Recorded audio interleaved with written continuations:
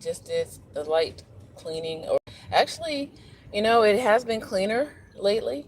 Um, Small wins, yeah. This week is a lot of like what, roller coaster as always. Just reporting about details on my brother's mental illness journey. Um, and the other day I was talking about the power of pivoting and being able to do that because you can't get success unless you are flexible enough to do, the pivot. Most teachers can do it because you have no choice sometimes. But in my brother's situation here, he's on some new medication. I've realized that he needs to eat food before or during his medication. Um, in the past, sadly, and that's my fault. I would give him his medicine, but I didn't always make sure he ate food, like a meal, not a snack, anything like that. So, um, I've been coming over and making sure he has a high protein or at least protein in his breakfast, and then give him his medicine. And at least this week, or maybe I don't know, maybe it's because he lost his phone too, which I'm gonna talk about in a second. Um, that the last couple of days it seems as though he is stuck close to home. Um, I think cell phones for him is a sense of independence, which that is for most people, but it's also it's like a double-edged sword because yeah, he can be independent with it, but he doesn't check in with anyone. He doesn't call, he doesn't answer phone calls, and then it becomes an issue because you want a cell phone. I was like, and I'm paying for it, by the way. So he wants a cell phone, but he doesn't want to answer the cell phone. So he's kind of having, I don't know what's going on. So he lost his cell phone this week. I have no plans on buying him a new one anytime soon because I'm also trying to get him long-term care. And I feel like that big transition is going to be kind of scary for him. Tomorrow we have an eye exam. I don't know if he's going to make it or not. We'll see because he says yes, and then the last minute, no. He's even written some plans saying that he doesn't want basically to go to the eye doctor. And that's usually what I do when I'm cleaning, is to see what his plans are because he can't remember anything. And the thing is, it's like, I don't know. Like, mental illness is such a beast, y'all. It's like, you would think that if you can't remember something, that is something wrong, right? But he's not, it's not clicking at all in that regard. And I kind of just left him just now, so let me just go back into this afternoon. So I took him to eat dinner.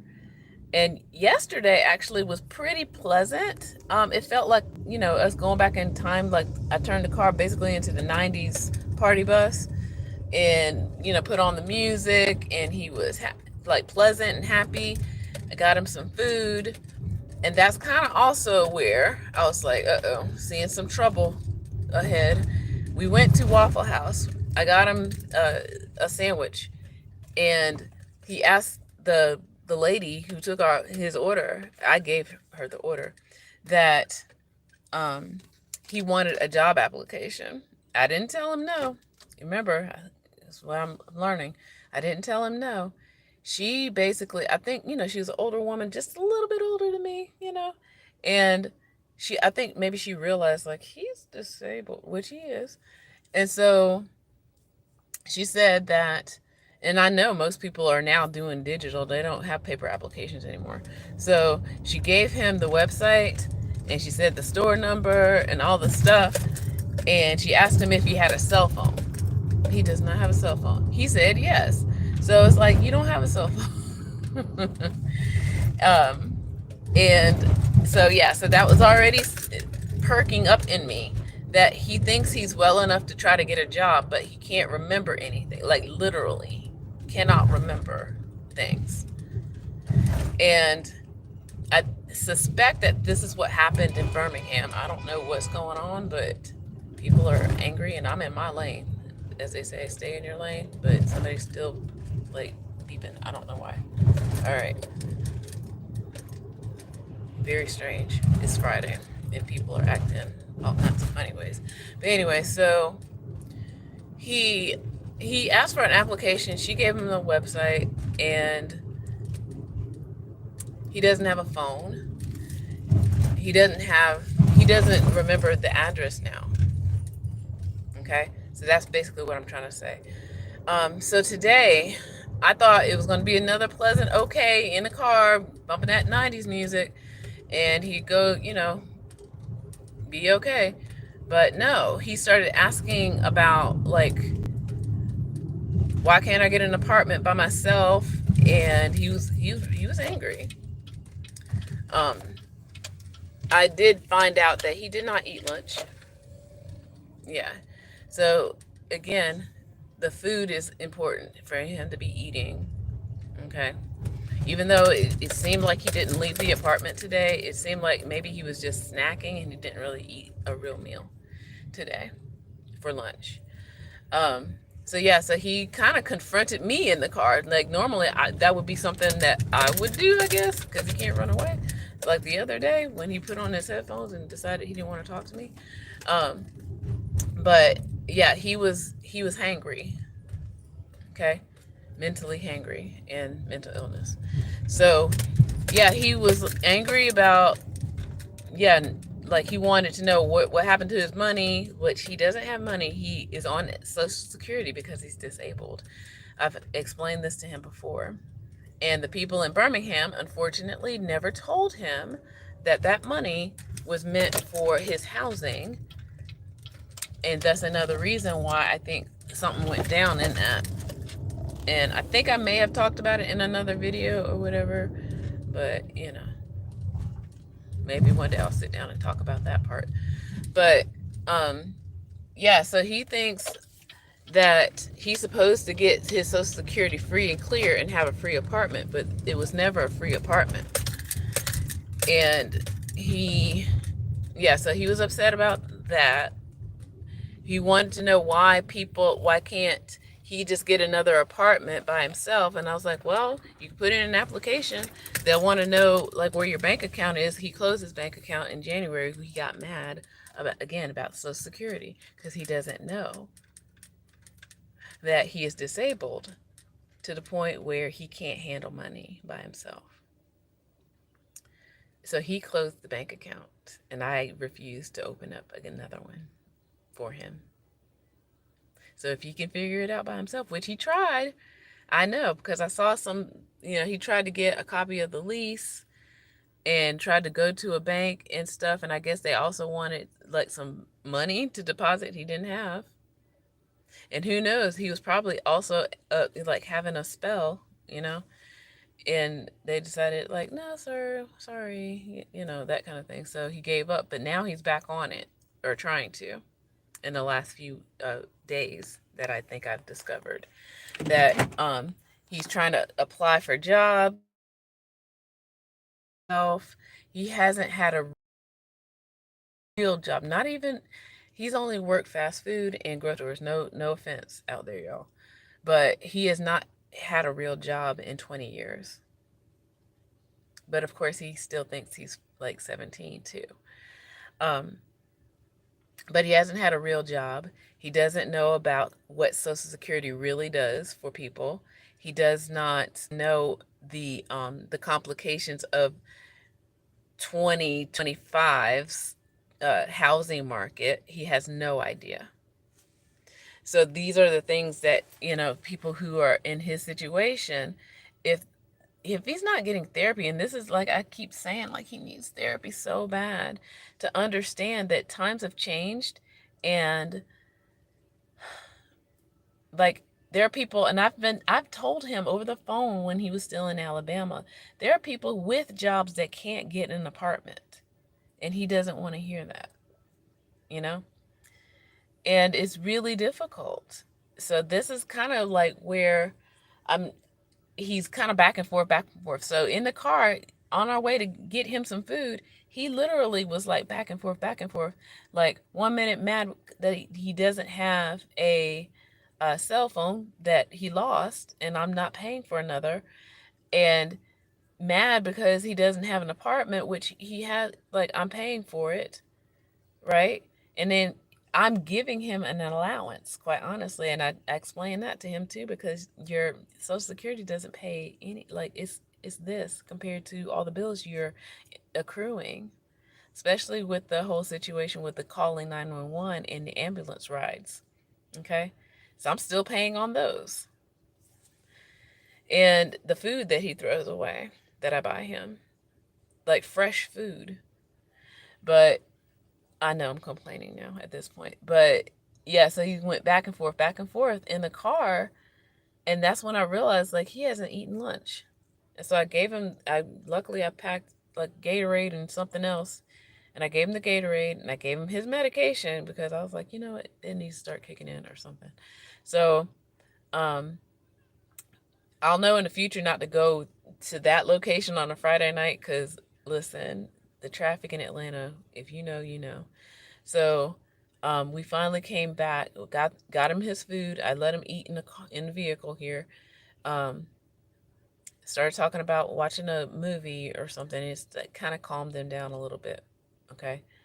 Um, so yeah, that's kind of where his mind is right now. He thinks he's okay enough to get an apartment because he had one in 1997, but it's not 1997 anymore. And he has not had a real job. Now, he worked for an organization, like, this is where it gets convoluted. Yes, he was working, but he was working for that organization that serves mental health people, behavioral health, people who need to get back on their feet. So he was getting, I guess, basically, a lack of a better word, a stipend, and they collected his Social Security and afforded him an apartment and provided him with like that kind of thing and gave him a stipend. Okay. And he thought that, oh, I got a job. He really thought that. And that's the thing, the sad truth of it. And I've been trying to tell him, like, this is what really happened. And again, he doesn't want to believe me. Um, so as I was leaving, I was cleaning up, like I said, and I was about to take out the trash and stuff. And he asked me, and I went into his room to see, like, if he had any other trash. And he didn't. But he asked me what the address of the apartment was. And I could see on his laptop that he's trying to apply to get another apartment. And you can't remember your current address. I'm laughing to keep from crying because this is like, you would think that it's kind of like, what? It's like, but this is what I'm dealing with. It's like he's asking me what is the address so he can apply to get an apartment that he can't afford, you know? And so I kind of just, fumbled around. It's like, oh, it's, yeah, you're right. Like he threw out some numbers. I was like, yeah, which is not the numbers. Um, and yeah, I left it at that. So he went fumbling around in some other paperwork, I guess. But I've told him this, and he knew this before, that this apartment is temporary. Um, and it's also giving me more information so that he might not need a cell phone that has certain features on it. And the thing is, he is saying that he's writing that in his own notes that he wants a flip phone versus a smartphone or a house phone.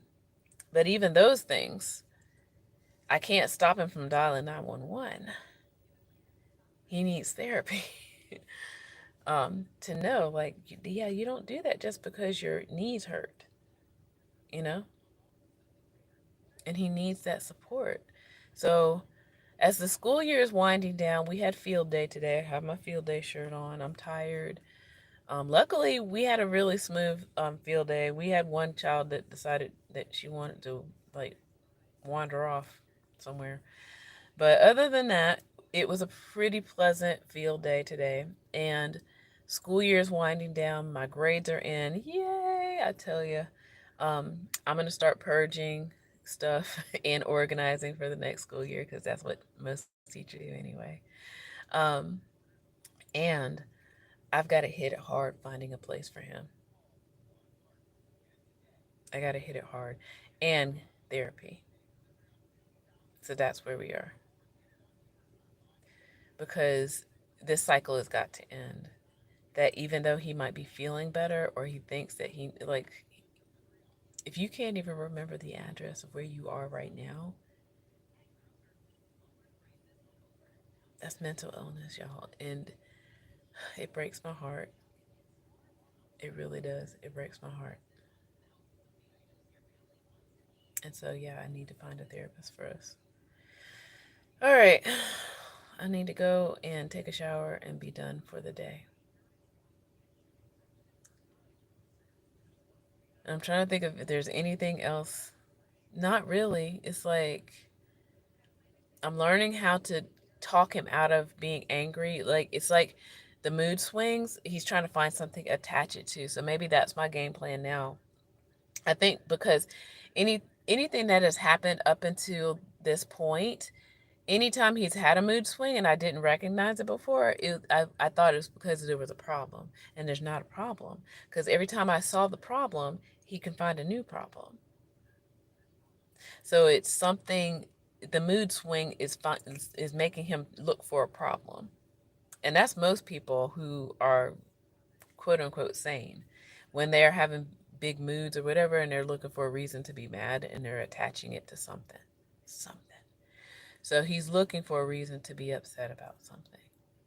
Even though he's literally in like one of the nicest apartments he's ever lived in his whole life.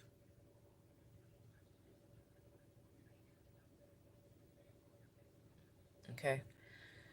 Yeah. So I had to plan ahead because yesterday got me fooled. So, I guess the ups and downs and the ups and downs. So he has schizoaffective disorder, and it's a combination of bipolar and schizophrenia. So it didn't seem like he's had any, like, seeing things or that kind of thing today.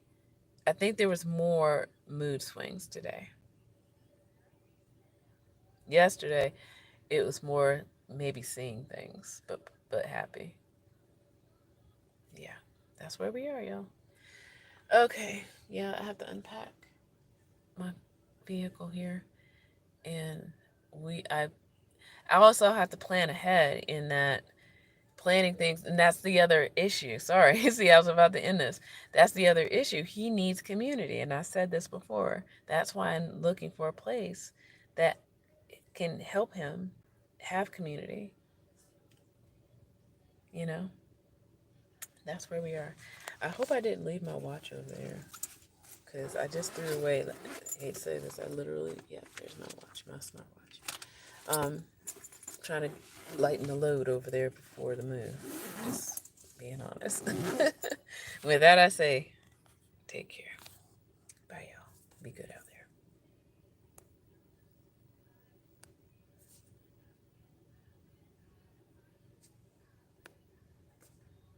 Mm-hmm.